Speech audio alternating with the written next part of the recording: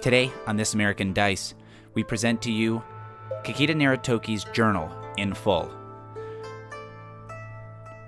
Now that the magistrates have found this secret tome of knowledge that the late Emerald Magistrate of Ryoko Owari sought to hide away, what wisdom can be gleaned from its pages?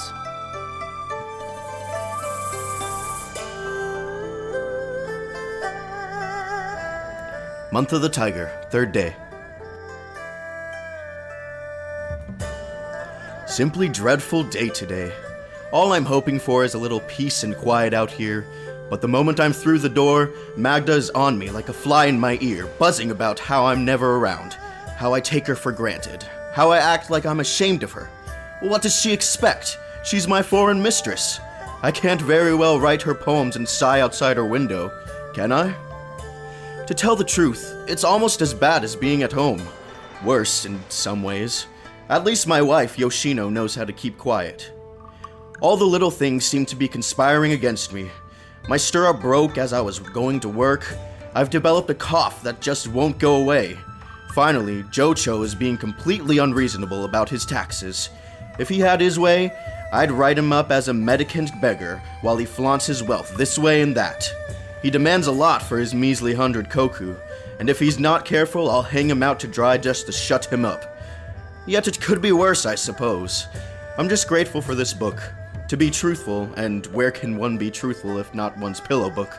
I almost look forward to coming out here to write this journal more than I look forward to seeing Magda. Month of the Tiger, 7th day. It's finally happened. Memoirs of an Opium Eater has arrived in Ryoko Owari. As I predicted, everyone is outraged and calling the whole thing a pack of lies. At the same time, everyone believes it completely and is desperate to figure out the identities of the people described in the book.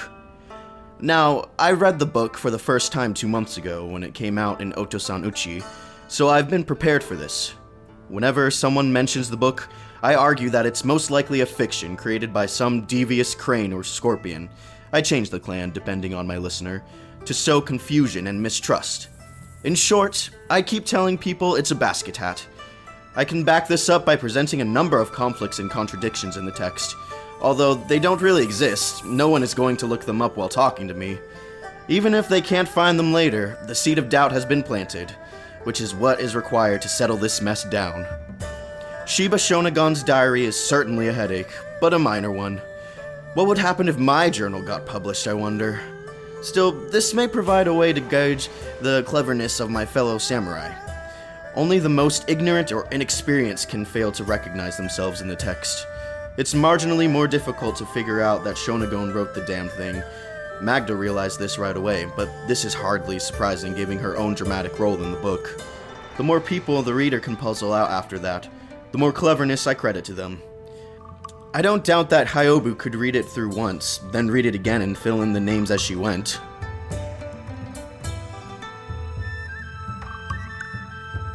Month of the Tiger, 14th day. Curse him, the bandit fate has struck again, and this time on the river. Every time I think I've seen all his tricks, he comes up with something new. He must have been raised a noble. No peasant would have the tactical mind or the leadership to pull off such daring raids. It's maddening.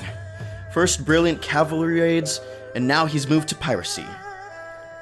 Or, is it possible that some river pirate simply used Fade's name to ensure compliance? That's a very real possibility. Boating isn't Fade's usual style, and both criminals would gain a great deal by exchanging names. The real Fade could let himself be seen in public many miles from the incident, while the false Fade would have the reassurance that we magistrates would be looking for him with clues that lead to a different man altogether. On one hand, it's a complicated trick. It could work, but would simple bandits even bother with such a subterfuge? On the other hand, Fade is hardly a simple bandit. Besides, this deception is hardly less complicated than raiding rivers instead of roads. In either case, it won't do at all to underestimate my opponent. Lately, I felt like that the city is starting to work its way into my mind. Even things that should be simpler appear complicated to me now, because I keep thinking, surely it can't be that simple. Perhaps the simplicity is only a mask to conceal its true complexity. It's like living in a maze lined with mirrors. Damn. Oh well, at least things are better with Magda for now. When I arrived, she must have seen in my face that something was bothering me, because she didn't start with her usual complaints. Instead, she gave me a nice massage, in that strange foreign way that she has. Then, when she was done rubbing my back, she covered my head with a towel and had someone else come in and walk on my back. Whoever it was, she had light, tiny feet. It was bliss. I wish I could sleep here, but my deputy true word will be waiting, not to mention my wife. Now I know the burdens of an Emerald Magistrate.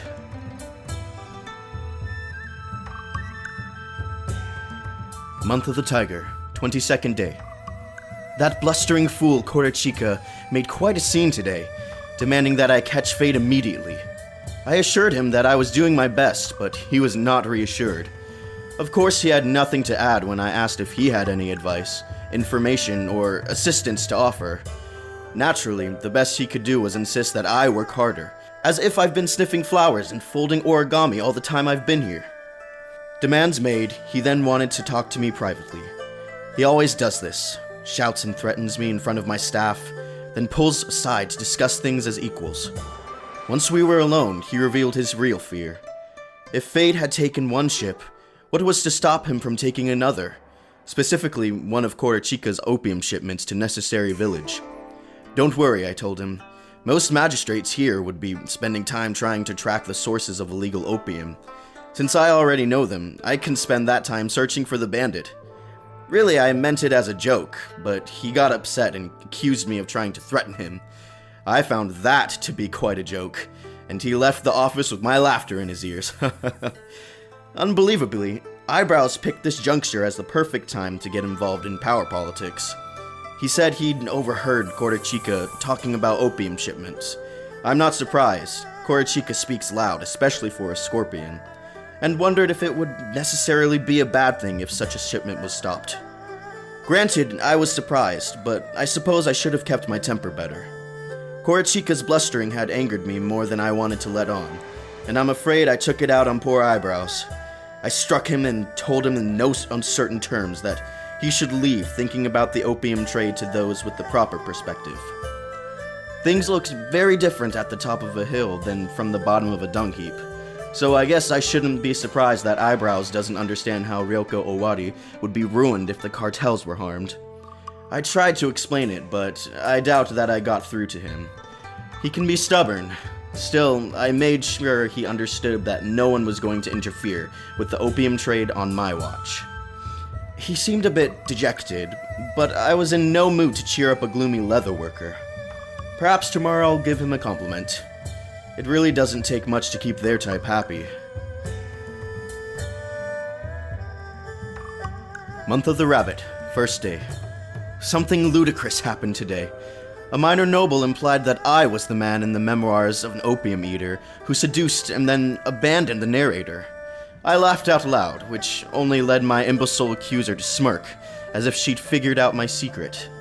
I then pointed out to her specific dates on which I was out of town reporting to the Emerald Champion, during which the narrator's mystery lover, who is almost certainly Jocho, a fact I chose not to tell this ignorant twit, was present and active. It was an amusing episode, but one not untainted by irritation. I may have made a break on the ninja case since I last wrote. All three I captured in the month of the ox broke when tortured, but unfortunately it took Pitiful over a day to get the first one to talk. I've worked with a lot of torturers, and Pitiful is the best of them for long-haul jobs. I haven't seen anyone he couldn't crack eventually.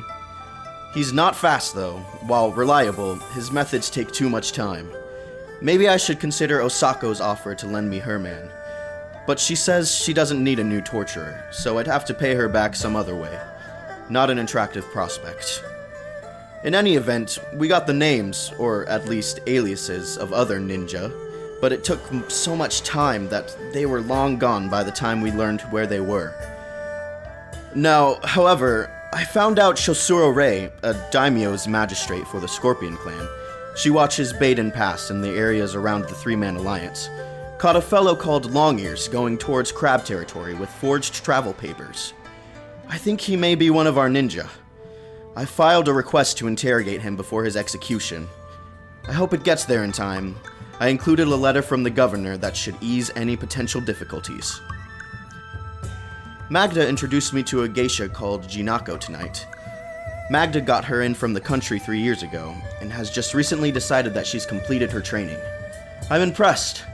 Not once did the girl slip up and reveal her common roots. She's also a real beauty, just now becoming ripe. Magda must have quite an eye if she spotted her 3 years ago. No doubt the girl was coarsened by the sun and had dirt under her fingernails too. Once Jinako had left us, Magda confided to me that she was the girl who had walked on my back so expertly. Magda has been saving her, hoping to establish her as the mistress of someone discerning and powerful. From what I've seen of her, her man will be lucky as well.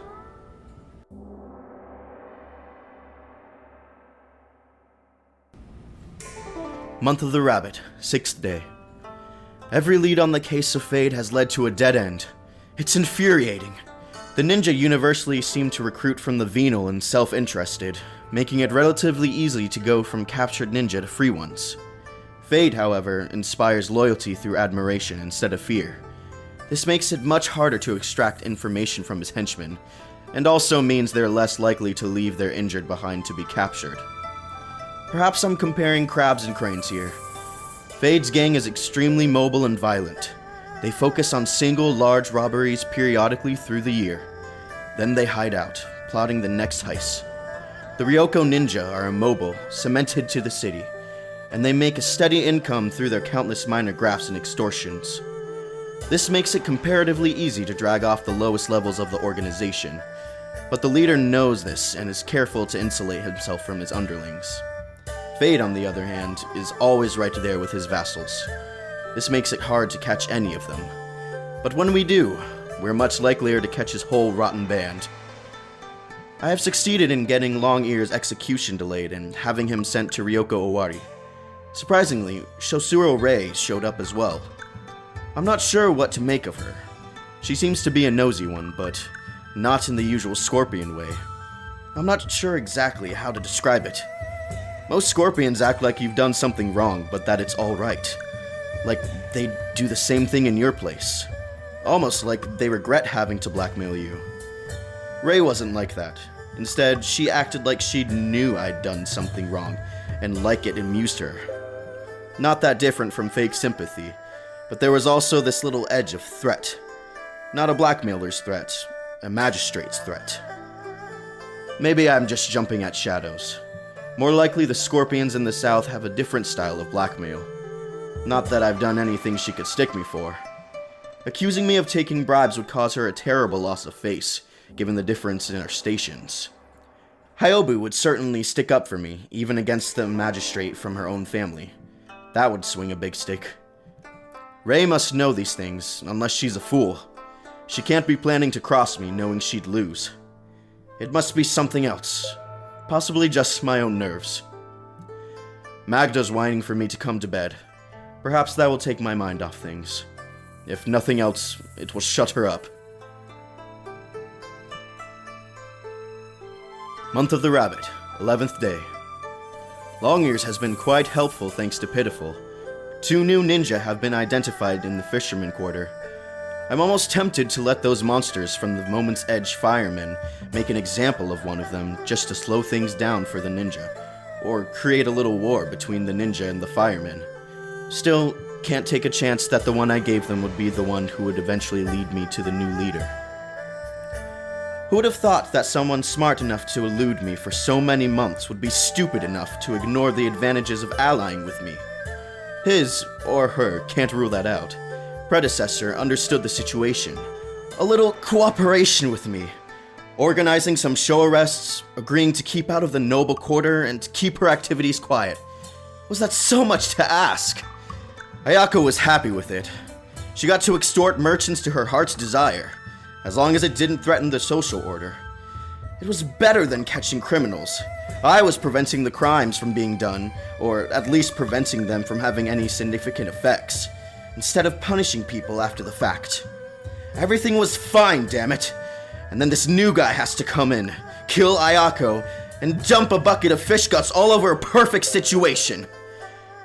It's probably her own damn fault. Ryoko thought the magistrates were her only threat. Figured that as long as her organization was doing well, everyone would get fat scaring merchants with the ninja myth and would be too happy to covet her position. In all fairness, that's a reasonable assumption. But I could have told her that people are never too happy to covet. That's the first thing a crane learns at court.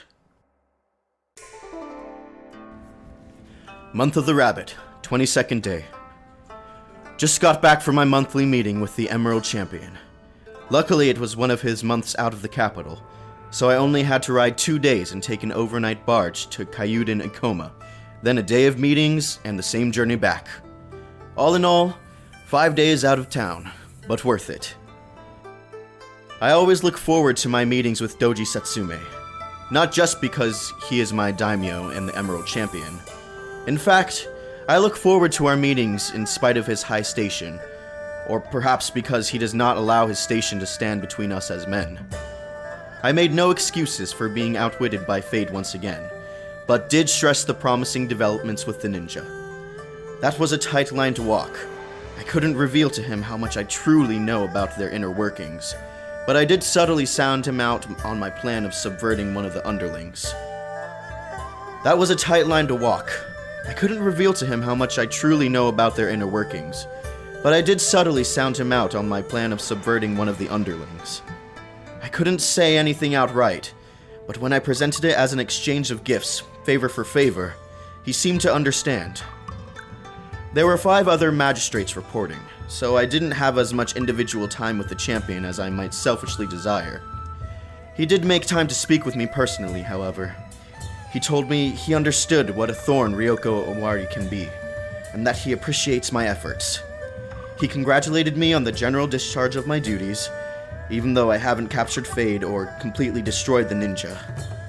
With another man, I would have dismissed his words as mere flatter, but coming from him, they meant more. In my heart, I want to believe him, admire him, obey him. I feel more loyalty for him than I've felt for any man, place, or ideal in my life. I catch myself hoping some part of my respect is reflected from him to me, that he really appreciates my work and understands my true loyalty to him, despite the actions I have had to take in pursuit of the larger good. I feel that he does, but I also know that I would think or feel anything if he wanted me to. It's perfectly possible that Doji Satsume is the greatest manipulator in Rokugan. I hope my feelings for him are valid, but I must accept that the sincerity and careful words could put anything he wanted in my heart. I have no way of knowing the truth. On my way here, Jinako bowed to me and greeted me in a similar fashion. I asked her how she'd recognize me, as I had naturally taken great care to conceal my features and wear a plain robe. She said that when Magda introduced me, she had been struck by my graceful walk, and that she had recognized it a second time today. I asked her if her mother had been as beautiful as she, and she just giggled. Then I asked if her beautiful mother had snared the love of a samurai, for surely no peasant would have the refinement to notice the graceful walk, nor the poise to comport herself as she did. I could see that she was affected by my words. I mustn't take her flattery too much to heart. She has too much to gain from me. Can it be that she's trying to supplant Magda in my affections? Or am I only seeing my own imaginings reflected in her? In any event, it probably wouldn't be worth the effort. One mistress is trouble enough. I have no need to get two and watch them fight. Regardless of which one, I would lose.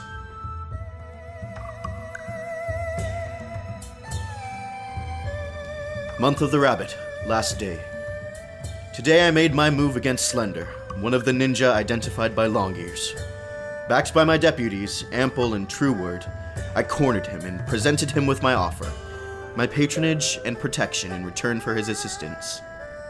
He said he'd do it, but I could tell right away that he intended to betray me. He was completely unsuitable. He might as well have held up a sign that said, "I'm going to stab you in the back." People who don't have the sense to lie well should just tell the truth and stay out of trouble. I let him think that he'd fool me, and how galling it was to pretend that someone so transparent could dupe me, and then followed him when we departed.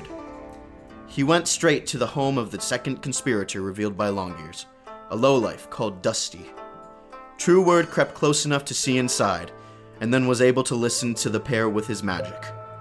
As it turned out, Slender was not just planning to betray me to his master, he had ambitions to blackmail me as well. Clearly he wouldn't do. We moved in. I was perhaps a bit sloppy. We didn't know there was a third man inside, and he had a bow.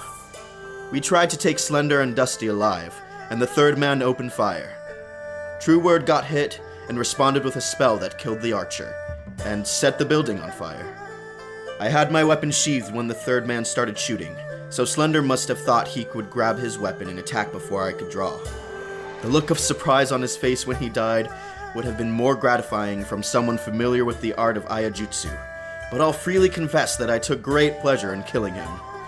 Such is my weakness, but it stems from a joy in justice. Slender died by my sword, and the archer by True Word's spell. The last ninja tried to flee out of the door, and was stopped by Ample, who grabbed him and flung him into the wall. Sadly, this Dusty was a frail man and died right on the spot. That's how we wound up killing off all our leads in less time than it takes me to write this down. I was frustrated, yes, but that's no excuse for what I did next.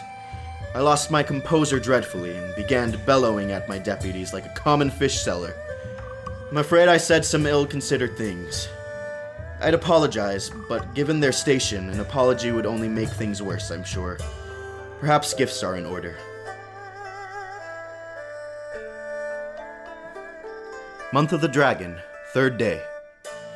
True Word has gotten over my reprimand, but Ample seems sulky and keeps making excuses. I didn't throw him that hard, he must have had a weak skull, and so forth. I gave him a gift, as recommended by my wife, but it has had little effect on his mood. Magda said she'd arrange for a geisha to cheer him up. If that doesn't work, I don't know what I'll do. I certainly don't need a horse-sized lump of mopey samurai around my office, on top of my other problems. The trail is definitely cold on Fade's latest heist, and the ninjas seem to have closeted themselves as well. While this gives me some welcome breathing room, I know it won't last. I haven't stopped them. They're just scared for a while, working in secret, saving their strength until they can reach out again. What form that reach will take, I have no idea, but I'm sure I won't like it. Month of the Dragon, 8th day. Hyobu called me in for a meeting with the cartels today. This was the first time I've seen the 3 chiefs of the trade together, discussing their business. It was informative and entertaining, if a bit tiresome. Seryoku spoke first, complaining about the weakness of her territory. Korichika replied that she had 3 major clans to supply, while he and Hyobu had to make do with 2 apiece. Seryoku responded with a litany of complaints I've heard before. The dragon don't buy, the unicorn magistrates are too honest to buy, and too dangerous to kill. The phoenix are so far away that it eats up all her profits just getting to them. Hyobu just shrugged and said Seryoku should find a way to make people want opium more. She suggested trying to get more unicorn magistrates addicted, perhaps by sneaking it into their food secretly. If such magistrate declared openly that he was addicted to opium, but claimed to have been drugged in secret, well, who would believe such a story? Seryoku didn't look pleased that Hyobu was telling her how to run her business, but then again, Seryoku never looks pleased. Korichika spoke next, and renewed his request that the Mantis clan be put under his control.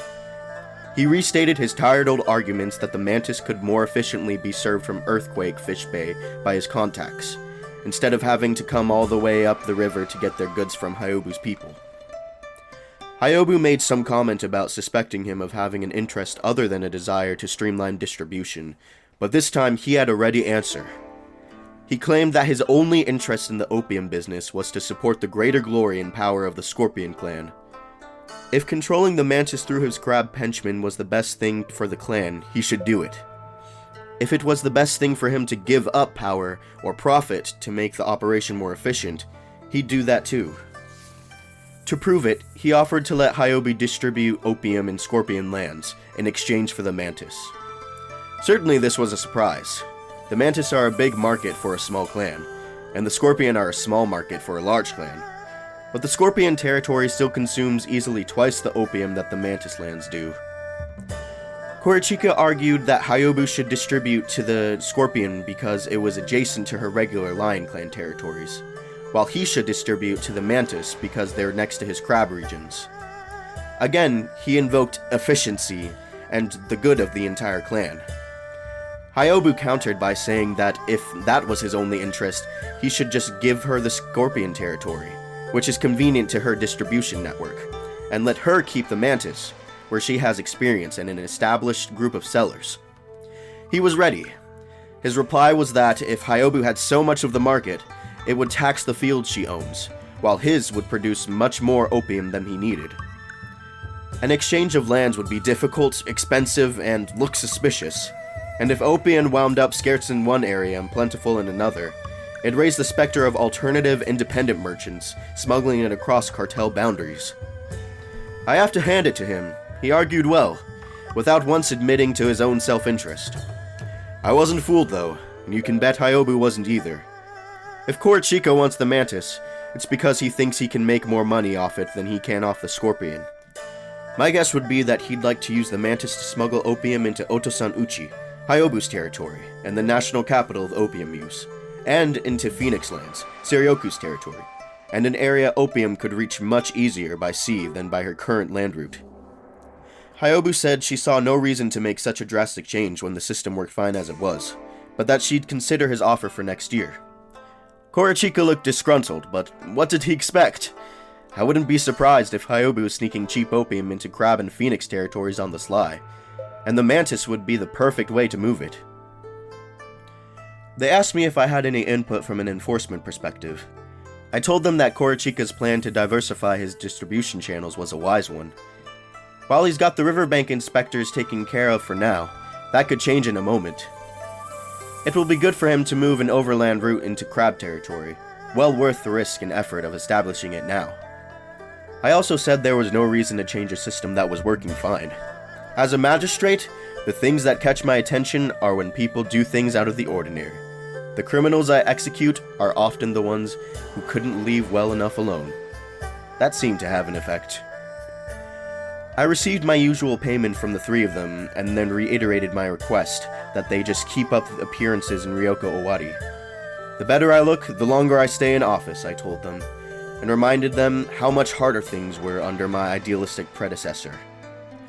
Korichika expressed the opinion that, while I was easier to get along with, Shigeko had been so easy to fool and misdirect that she had posed little threat, and she didn't have to be bribed. We had a good laugh at that. After the others had left, Hyobu took me aside and asked how vulnerable I thought Korichika's new overland distribution would be. I said I thought it would be fairly secure, barring any unforeseen problems. She nodded, narrowed her eyes, and asked me how unforeseen problems might come about. So, it appears Hyobu is nervous about Korichika cutting into her territory. I don't blame her a bit. I told her that I was unwilling to cross him for her, unless she was planning to destroy him completely. She said she understood, and that my impartiality actually made the three cartel situation more stable. I smiled at that. After all, isn't stability the ultimate goal of an Emerald Magistrate?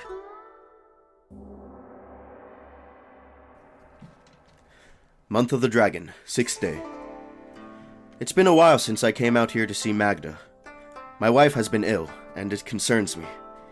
We have no illusions about our relationship, but it's hard to live with someone for years without either hating them or becoming their friend. Yoshino and I haven't had any children, but we're still close. She's a good listener, a good helper, and she keeps the house as I like it. I've trusted her with every legitimate problem I've faced as a magistrate, and her advice has always been sound.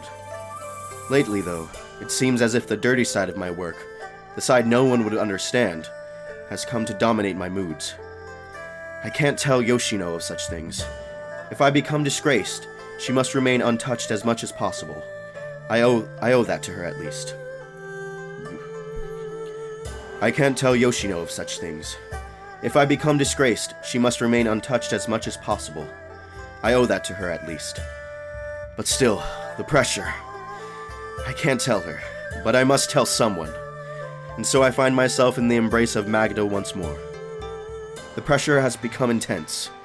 So many merchants are coming to me, and they aren't asking for help with their taxes, they're demanding it, as if I'm their vassal and it's their right to insist on compliance.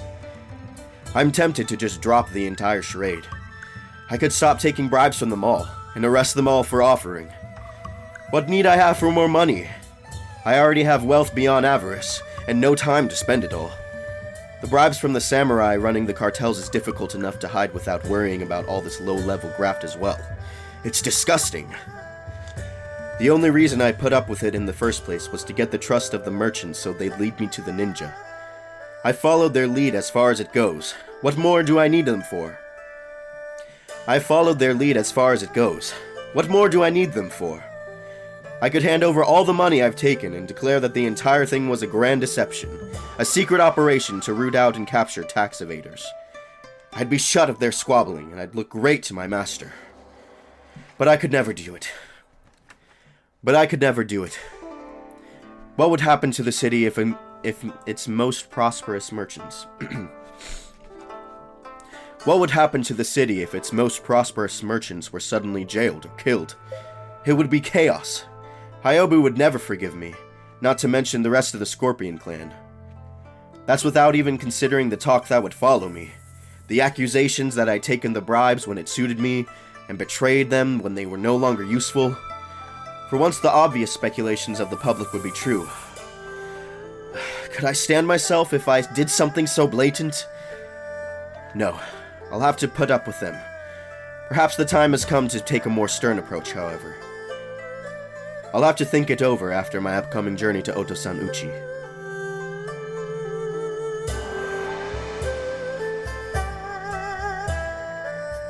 Month of the Dragon, 29th day. This is the end. Fate struck again, in my absence, and this time he has gone too far. Taking gold was one thing, that's what bandits do. Assaulting nobles was a terrible crime. But such things happen locally, and need not concern an Emerald Magistrate. Even the abuses heaped upon the Shugenja of the Scorpion clan. Even this blasphemy could be tolerated, if for no reason past the Scorpion desire to hide such a shaming loss. Now, however, he has crossed the line. Stealing weapons and armor intended for a city garrison goes beyond banditry. Fate has entered the realm of armed insurrection. It was a long and bloody battle, the sort of thing no mere bandit should have been able to engineer. The defenders sent carrier pigeons, but Fade must have hunted them. He harassed and assaulted the convoy for a full day before cornering them in an untenable position and capturing the shipment. There are leads. A dozen of Fade's men were killed. There are leads. A dozen of Fade's men were killed, and they must have friends, family, or failing that, enemies who followed their movements. One of them will lead me to Fade. The most corpses he ever left behind was 8, and now we have over a dozen. One of them is sure to lead to a clue. But what if it doesn't? We had one of his men alive too, and still were unable to find him. The ninja are embarrassing enough, but at least that's fairly quiet. This is making me look like an idiot in front of the entire country. People are losing faith in the Emerald Magistrate, which means they're losing faith in the Emperor. A letter to Doji Satsume is already on its way. I have humbly admitted to him that the situation is beyond my abilities, and that Fade has escalated his predation in a dangerous direction. He is well on his way to being a major threat to Rokugan, and to Ryoko Owari in particular. I have requested an Emerald Legion to be sent to me, dedicated solely to the capture of Fade.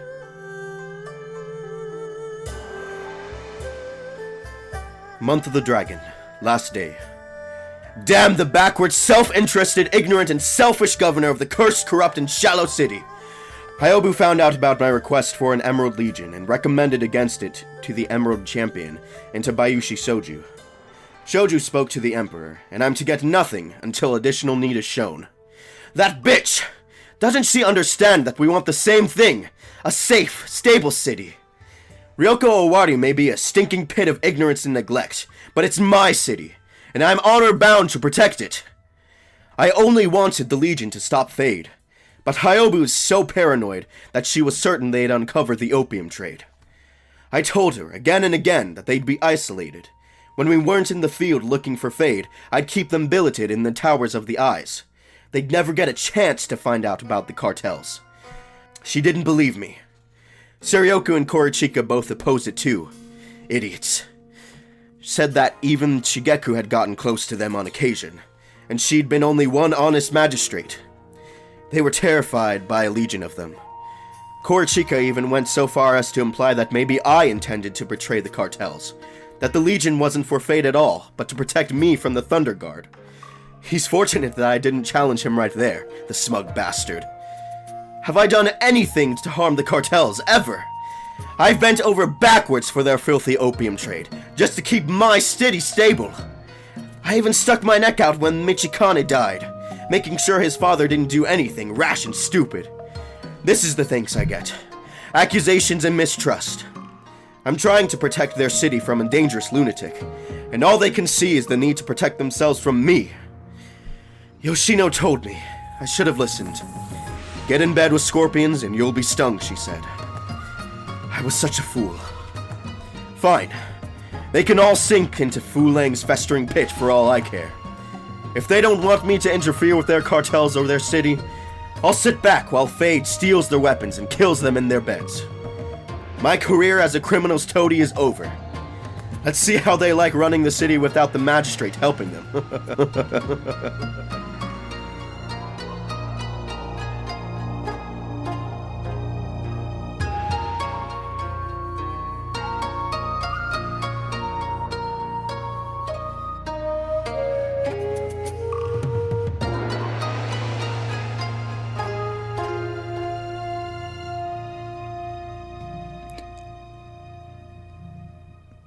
Thanks for listening to This American Dice Presents, the full version of Naritoki's journal. The journal was read by Gabe Quijano.